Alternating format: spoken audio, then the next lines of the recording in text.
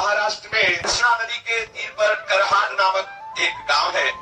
वहां एक ब्राह्मण रहते थे। उनके घर में केवल 4 लोग थे। वो ब्राह्मण और उस ब्राह्मण की ब्राह्मणी और उसका पुत्र और उसकी पुत्रवधू। पुत्रवधू बड़ी ही साध्वी और बड़ी ही भक्ता थी। पुत्रवधू का जो नाम था वो सखुबाई था। पुत्रवधू का नाम सखुबाई था। और जो सास थी और जो ससुर थे और जो पति थे, ये तीनों एक ही राशि के थे। दूसरे शब्दों में धुंधकारी थे। जितना उपद्रव करे उतना ही कम। और पूर्ण सती साध्वी सखुबाई बचपन से संत महात्माओं का संग करके निरंतर श्री कृष्ण के चिंतन में तन्मय रहने वाली। अब प्रारब्ध होता है, भगवान की ऐसी लीला होती है, जैसे गाय जो है कसाई के चक्कर में फंस जाए, ऐसे वो साध्वी सखुबाई का ब्याह ऐसे परिवार में हुआ जहाँ ससुर भी दुष्ट स्वभाव वाला और सास जब तक सखुबाई के 2-4 थप्पड़ लगा के बाल खींच के सैकड़ों गालियां ना दे दे तो उसको रात भोग बचता नहीं था। और रात्रि में जब तक पैर दबवा के 2-4 गालियां दे के 1-2 लाख न जमा दे तब तक सहन नहीं होता था। ऐसा उसका स्वभाव था। देखो, ये भक्त का जीवन है। लेकिन कभी सखुबाई ने कभी किसी के पास जाके या पड़ोस में कभी किसी से नहीं बोला। अगर पति के सामने आंसू बहा के कुछ बोलने का अवसर भी मिले और अगर कभी एक बोले तो पति उल्टा और 4 थप्पड़ मारे, गालियां दे। क्योंकि जैसे माँ जैसे पिता वैसे ही वो बेटा। सखुबाई को बहुत कष्ट दिया जाता, लेकिन बलिहारी सखुबाई की भक्ति की कि एक क्षण के लिए भी कभी वो भगवत विस्मरण नहीं होने देती। ये देखो, और कभी ये नहीं कि सास से द्वेष करे, पति से द्वेष करे या ससुर से द्वेष करे, कभी ऐसा नहीं। जो उपासक प्रेम रस को प्राप्त करना चाहता है, भगवत साक्षात्कार करना चाहता है, इन भक्तों से शिक्षा ले। उसी घर में रह के और सब कार्य, ससुर स्नान करेगा तो पानी सखुबाई को भरना है, उसके कपड़े सखुबाई को धोने हैं, सास के कपड़े धोने हैं, पति के कपड़े धोने हैं, सबको भोजन बनाना, सबके बर्तन में, और बाद में जो जूठा बचे वो खाने को देना। और जब सखुबाई भगवत स्मरण करते हुए प्रसाद पावे तो सासू बैठ के जैसे लोरियां सुनाई जैसे गालियां सुनावे। सोचो कैसा जीवन उस महान भक्ता का, कितना क्लेश में जीवन, पर कभी कठोर वचन भी उसने सास से नहीं बोली। जो मान अपमान को, जो लाभ हानि को, जो जय पराजय को, सुख दुख को समान भाव से सहते हुए भगवान स्मरण करता है, भगवान उसके अधीन हो जाते हैं। ये भक्ति का स्वरूप थोड़ा समझना है हमें।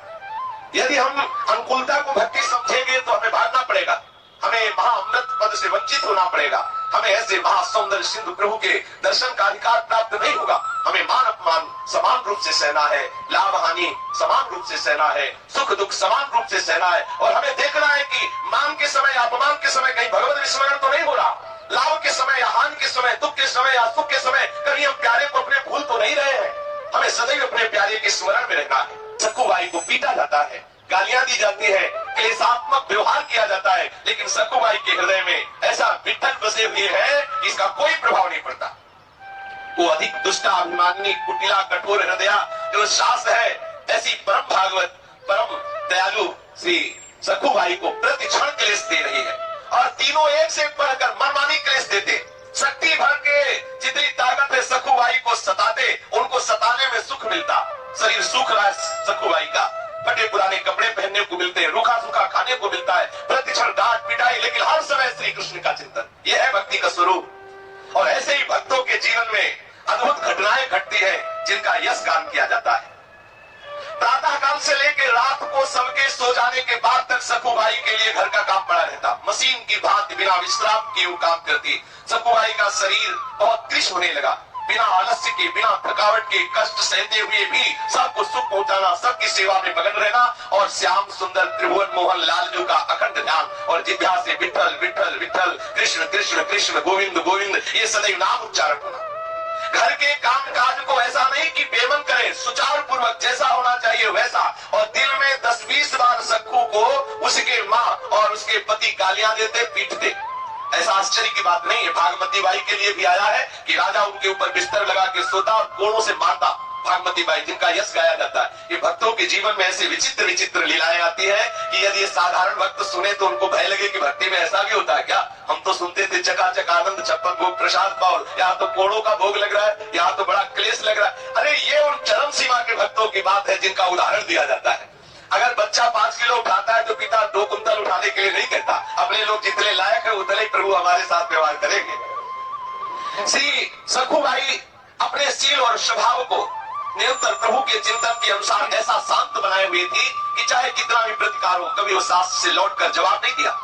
सास के सामने वो कभी जवान नहीं खोलती। पति के सामने 2 बूंद आंसू निकालने का अवसर उसके पास नहीं था, क्योंकि पति सास से भी ज्यादा कर्कश था। अधिक क्या, निर्दय हृदय पिशाचिनी वो सास सक्कू को पेट भर भोजन भी न देती। घर में अनेक पदार्थ उससे बनवाती, अच्छे अच्छे पदार्थ पाती और अपने लिए रख लेती आगे के लिए, लेकिन सक्कू भाई को वही रूखा सूखा बासी पवाती। पुत्र, माँ और ससुर तीनों भरपेट पाते, सक्कू भाई को भरपेट भोजन भी नहीं। इतना होने पर सक्कू अपने दारुण दुख को श्री भगवान की कृपा का अनुभव करते हुए आनंदित होकर के सहती। सक्कू की दशा पर गांव के स्त्री पुरुषों को बहुत तरस आता, पर किसी की हिम्मत नहीं होती कि कोई समझा सके। ब्राह्मणी के डर से कोई सक्कू से बात भी नहीं कर सकता था। सक्कू भाई मन ही मन भगवत कृपा का अनुभव करती हुई सोचती, कितने कृपालु है श्री कृष्ण। देखो ये भक्त का स्वभाव, कितने कृपालु है। यदि पति हमसे प्यार करता तो श्री कृष्ण के प्यार में बाधा पड़ जाती। यदि सास हमें प्यार करती, ससुर प्यार करते, तो इनमें मन बंटता। सक्कू भाई एकांत होकर यही सोचती, कितने कृपालु श्री कृष्ण है कि हमें ऐसा ऐसा परिवार दिया है कि मेरा मन केवल श्री कृष्ण में लगेगा, इनमें लगेगा ही नहीं। ये कितनी कृपा है। देखो भक्त हर परिस्थिति में आनंदित रहता है, कृपा का अनुभव करता है। यदि श्री कृष्ण की कृपा ना होती तो मैं मोहवश ससुर, सास और पति के मोह जाल में फंस जाती। कितनी कृपा हमारे प्रीतम हमारे ऊपर करते हैं। एक दिन किसी पड़ोसी ने अवसर पाकर भाग करके सक्कू भाई के पास जाके पूछा, बहन इतना कष्ट दिया जाता है और तू कोई उपाय नहीं करती, तेरे नैहर में कोई है नहीं क्या? तू इतना दुख भोगती है, क्या तेरे नैहर वाले कोई खबर, कोई ऐसा उपाय करके कि आपको ये कष्ट से बचा ले? कोई है नहीं, न कोई खबर लेने आता है, न कोई तुम्हारा सहयोग करता है। सक्कू ने मुस्कुराते हुए कहा, जानती हो मेरा नैहर कहाँ है? कहाँ है? पंढरपुर में। और मेरे नैहर वाले कौन जानते हो? विठल और रुक्मिणी जी।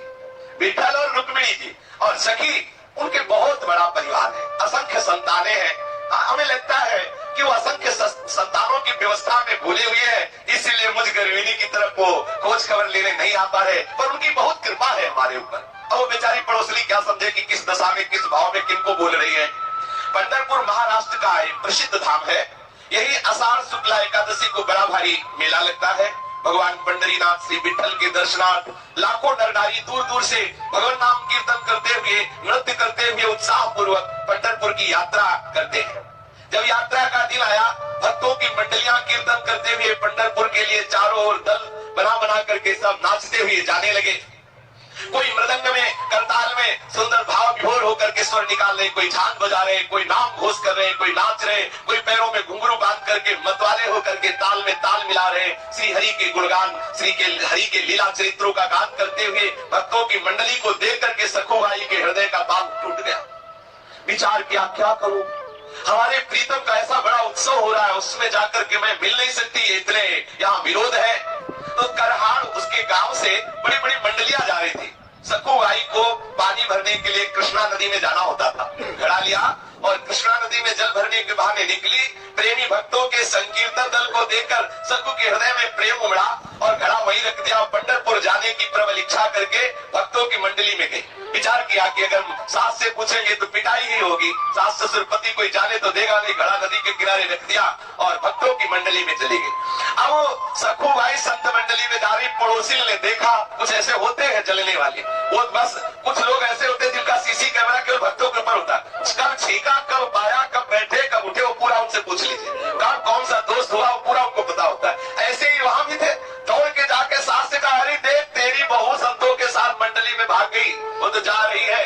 अब सास ने अपने बेटे से कहा कि देख मैं कहती थी वो है दुष्ट, नहीं माना, जा जल्दी जा। अब बड़े बड़े डंडे निकाले सास ने भी, पतीले, और दौड़ लगाई। जाके देखा तो भक्तों के बीच में उन्मत्त हो रही है सक्कू भाई, नाम कीर्तन लाल हो रहा है। अपने प्रीतम के दर्शन के लिए विशेष उच्च इच्छुक है और जैसे जहरीली नागिन फुफकार मारते हुए जाए, वैसे ही लड़के के साथ वो सास वहां से भागती हुई आई। क्रोध में आग बबूला होकर के सब संतों के बीच में जाकर उसके बाल पकड़े, घसीट के बाहर लाई, वही डंडा शुरू कर दिया मारना। देखो पानी लेने भेजा था, ये जा रही संतों के साथ, जो गालियां देना सब गालियों की पुष्पांजलि सारे रास्ते में बरसती रही और डंडा का भोग लगता रहा सक्कू भाई के ऊपर। घर में जाकर के डट के पिटाई की तीनों ने मिलकर, सास ने, ससुर ने और पति ने भी। सक्कू भाई, हा विठल, हा कृष्ण, हा गोविंद। ये देखो महान भक्तों का स्वरूप है, महान भक्तों का चरम अवस्था की भक्ति का ये स्वरूप है। मीराबाई, करमेती बाई, जितने रत्नावती, जितने बड़े बड़े भक्ति स्वरूपाए सखियां हुई है और जो बड़े बड़े भक्त हुए हैं।